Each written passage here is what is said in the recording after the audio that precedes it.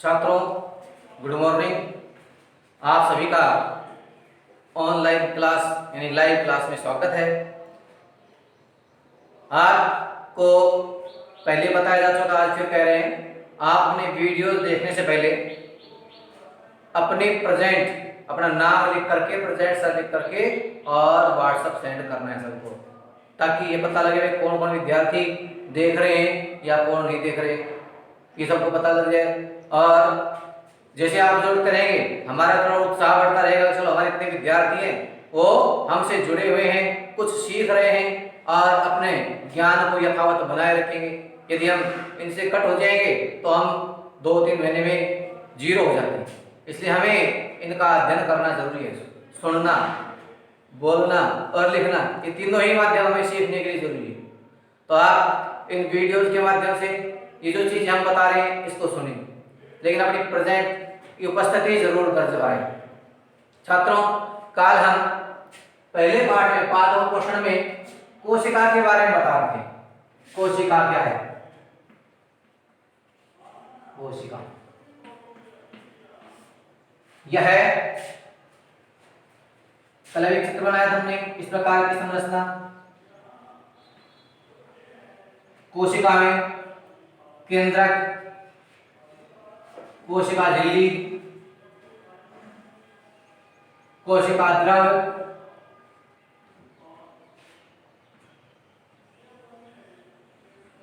और कोशिका, ये पार्ट्स हैं। इनमें गोलाकार संरचना पाई जाती है। ये केंद्रक है सब में।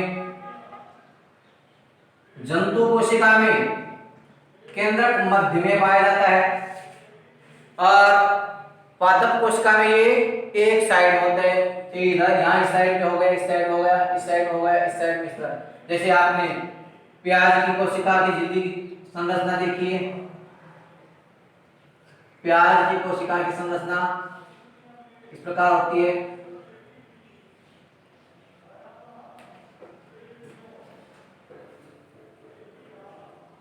इनमें केंद्रक एक और पाया जाता है। सब में केंद्रक एक और पाया जाता है, जबकि जंतु कोशिका में केंद्रक मध्य में पाया जाता है। और इसके अंदर एक केंद्रक जेलीनुमा पदार्थ से घिरा होता है। केंद्रक जेलीनुमा पदार्थ से घिरा होता है, इसे कहते हैं हम कोशिका द्रव। और कोशिका को घेरने वाली जो इकाई है, संरचना है, इसे कहते हैं कोशिका झिल्ली। ये जो इसकी आकृति बनाती है, ये जो आकृति बनाती है, इनको हम क्या कहते हैं? कोशिका झिल्ली। पादप में कोशिका झिल्ली और कोशिका भित्ति, दो पार्ट अलग अलग पाए जाते हैं। बाहर की साइड में कोशिका झिल्ली और अंत में कोशिका भित्ति होती है। ये सब में ये जो आपको जेली जैसा, सॉस जैसा गाढ़ा पदार्थ सा दिखाई दे रहा है, ये क्या कहलाता है? ये कोशिका द्रव कहलाता है।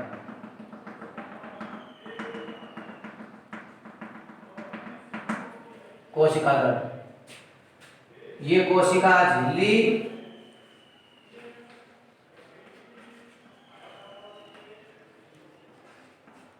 ये कोशिका द्रव्य, कोशिका द्रव्य, केंद्रक,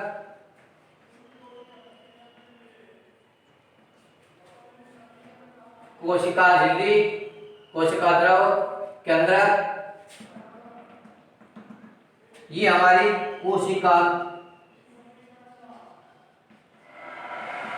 रैखिक प्रारूप है। कोशिका का रैखिक प्रारूप एक रेखा चित्र है ये, जिसमें ये बताया गया कि हमारी कोशिका की संरचना कैसी होती है। इसकी आकृति सब में अलग अलग प्रकार की हो सकती है। ये बीच में सरल गोलाकार संरचना पाई जाती है, इसे केंद्रक कहते हैं। केंद्रक में जीव के अनुवांशिक गुण पाए जाते हैं। इसमें इस प्रकार की कुंडलित संरचनाएं पाई जाती है, इन्हें कहते हैं गुणसूत्र। और इन गुणसूत्रों पर जीन पाए जाते हैं। जीन में अनुवांशिक लक्षण समाहित होते हैं जो एक पीढ़ी से दूसरी पीढ़ी में माता पिता से उसकी संतान में गमन करते हैं, जाते हैं। अनुवांशिक इकाई कहां पाई जाती है? इन केंद्रक में। केंद्रक में होते हैं गुणसूत्र और गुणसूत्र में जीन और जीन पर होते हैं अनुवांशिक लक्षण। ये लक्षण एक पीढ़ी से दूसरी पीढ़ी में जाते हैं और कोशिका के सभी लक्षण उसमें निश्चित कोशिका में जो उनके पैतृक कोशिका है उनमें जाते रहते हैं। इसी के कारण सब में जो भी संतति होती है उनके माता पिता के समान लक्षण पाए जाते हैं, उनकी संरचना अपने जनक के समान पाई जाती है। कोशिका झिल्ली है, ये सभी कोशिकाओं को आकार प्रदान करती है। हमारा घर है, हमारे घर की चारों तरफ बाउंड्री होती है, तो ये अपना एक कमरा है, कमरा एक प्रकार की कोशिका होगी, दूसरा कमरा दूसरी कोशिका, तीसरा कमरा, इस प्रकार के ये कोशिकाएं हैं, सभी में अपने लक्षण, एक कोशिका में वही लक्षण होते हैं और जो दूसरी है कोशिका उसमें भी वही लक्षण पाए जाते हैं। यानी ये इसमें जैसे एक छत्ता होता है, उसके अंदर मधुमक्खियां अलग अलग खाने होते हैं, उन खानों में आप देखा होगा मक्खियां रहती हैं, तो जो एक कोष्ठक होता है वो एक कोशिका का निर्माण करता है, वो कोशिका होती है। और जितने कोशिकाएं, जितनी मक्खियां जितने बैठी है वो सभी एक कोशिकाएं, और उन कोशिकाओं से मिलकर के पूरा उत्तक का निर्माण, कोशिकाओं के समूह को उत्तक नहीं, उत्तकों के समूह को अंग और अंग के समूह को तंत्र कहते हैं। ये अलग प्रकार के इसके तीनों कोशिकाओं का जो समूह होता है उसे उत्तक कहते हैं। उत्तकों का निर्माण होता है, उत्तक से अंग का निर्माण होता है और अंग से तंत्र का निर्माण होता है। हमारे शरीर में विभिन्न तंत्र है, श्वसन तंत्र, पाचन तंत्र, उत्सर्जन तंत्र, रक्त परिसंचरण तंत्र आदि। और इन तंत्रों के द्वारा हमारे पूरे शरीर की सभी क्रियाकलाप होते रहते हैं। हमारा पूरे शरीर का निर्माण संरचना है वो चलती रहती है। अब कोशिका के जो भाग है, कोशिका झिल्ली, कोशिका द्रव्य और केंद्रक। यह आपको बताएगा कोशिका शरीर की क्रियात्मक एकल इकाई है और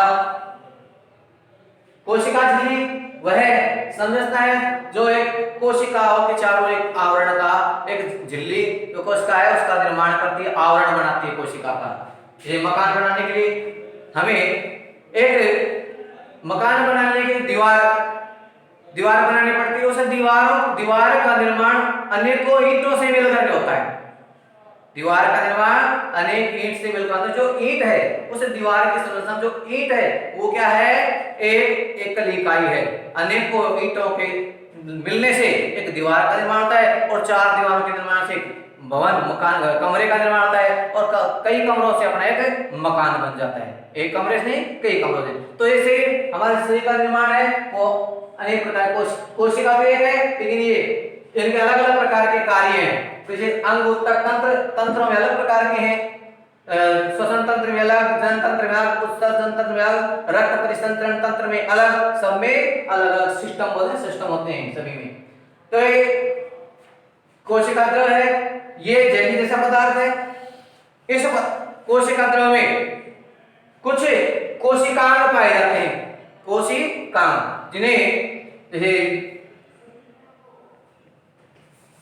कोशिकांग माइटोकॉन्ड्रिया,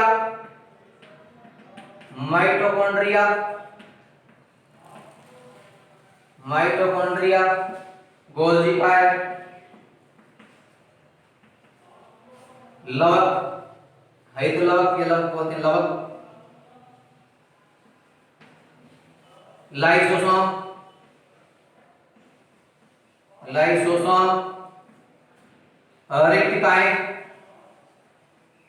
रेक्टिकाएं आदि पाई जाती हैं। इन्हें ये सभी कोशिकांग कहलाते हैं। जो हमारे इस बीच में जो आपका द्रव जैसा पदार्थ दिखाई दे रहा है, ये जेली जैसा पदार्थ, कोशिका द्रव, इसमें पाए जाते हैं। ये सब इसमें संरचना में अलग अलग प्रकार की संरचना में ये सब इस कोशिका द्रव में पाए जाते हैं माइटोकॉन्ड्रिया, कोशिकाएं, लवक, लाइसोसोम और रिक्तिकाएं आदि। माइटोकॉन्ड्रिया को हम कोशिका का शक्ति गृह कहते हैं और लाइसोसोम ऊर्जा, लाइसोसोम को आत्मघाती थैली कहते हैं क्योंकि जब ये मृत और क्षतिग्रस्त कोशिकाओं को भक्षण करती है, जब ये अचानक फट जाती हैं तो ये अचानक से फटने पर मृत एवं जो कोशिका होती है उनका भक्षण करते हैं, आत्मघाती थैली भी कहते हैं। रेक्टिकाएं हैं, ये जंतु कोशिका में और तो छोटी होती है और पादप कोशिका में रेक्टिकाएं बड़ी बड़ी होती है। इसके पश्चात छात्रों अपना अगला जो टॉपिक है वो है कार्बोहाइड्रेट का परीक्षण। कार्बोहाइड्रेट का परीक्षण आपको इनको अच्छे से समझना है। अपने रफ नोटबुक ले लें, उसमें इनको अपने उतारते रहें। उसके बाद आपको होमवर्क मिलेगा, उस होमवर्क को अपने नोटबुक में लिखते रहना है ताकि आप हो सकता है यहाँ सुन करके फिर भूल जाएं। उसको अपना स्थायी करने के लिए हमें लिखना भी जरूरी है। लिखने से आप उसको समय समय पर दोबारा बार बार दोहरान कर सकते हो, पढ़ सकते हो, रीड कर सकते हो। कोशिका के बाद अपना एक क्रियाकलाप है कार्बोहाइड्रेट का परीक्षण। कार्बोहाइड्रेट का परीक्षण, अब उसके लिए क्या करते हैं, हम दो गमले लेते हैं। दो गमले लेकर के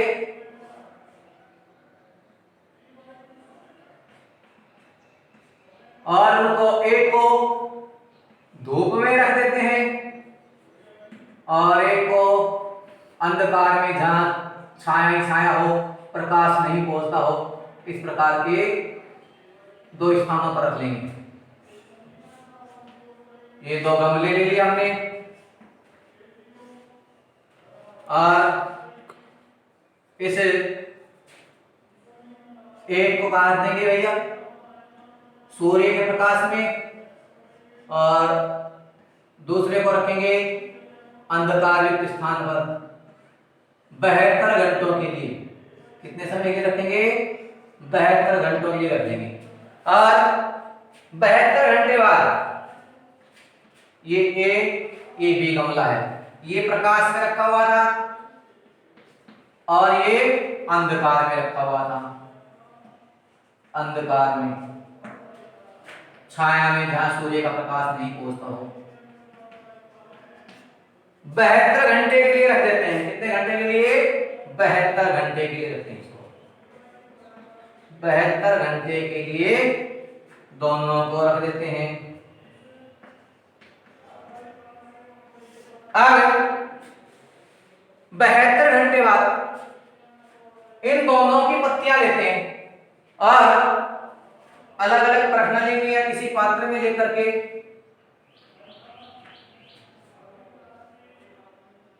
ये प्रणालियां हैं, इसकी भी एक पत्ती लिया हमने और उसके छोटे छोटे बहुत से टुकड़े कर लिए, उसको प्रणाली ए में डाल दिया। दूसरा पौधा जो छाया में अंधकार में रखा हुआ था उसकी एक पत्ती ली और उसको भी हमने छोटे छोटे टुकड़े करके इस बी वाली प्रणाली में डाल दिया। अब क्या करते हैं, कार्बोहाइड्रेट का परीक्षण करने के लिए हम आयोडीन विलयन की आवश्यकता पड़ती है। तो इस दोनों में जब टुकड़े करके डाल दिए, इसमें भी इसमें भी। अब प्रणाली ए जिसमें सूर्य के प्रकाश में रखा हुआ पौधा था उसकी पत्ते के टुकड़े हमने डाले, उसमें 2-3 बूंद आयोडीन विलयन की ड्रॉपर की सहायता से डाल देते हैं। 2-3 बूंद किसकी डालते हैं, आयोडीन विलयन की ड्रॉपर की सहायता से डाल दी, या वैसे भी ऊपर से हमने 2-3 बूंद टपका देते हैं। ए में टपका दिया और इतना ही, ऐसा ही जो अंधकार में रखा हुआ पौधा था उसकी 2-3 पत्तियों के टुकड़े करके और उसको भी हमने बी दूसरी प्रणाली लेकर के, प्रणाली बी उसमें टुकड़े करके छोटे छोटे और प्रणाली में डाल देते हैं और उस पर भी हमने 2-3 बूंद आयोडीन विलयन की डाल दी।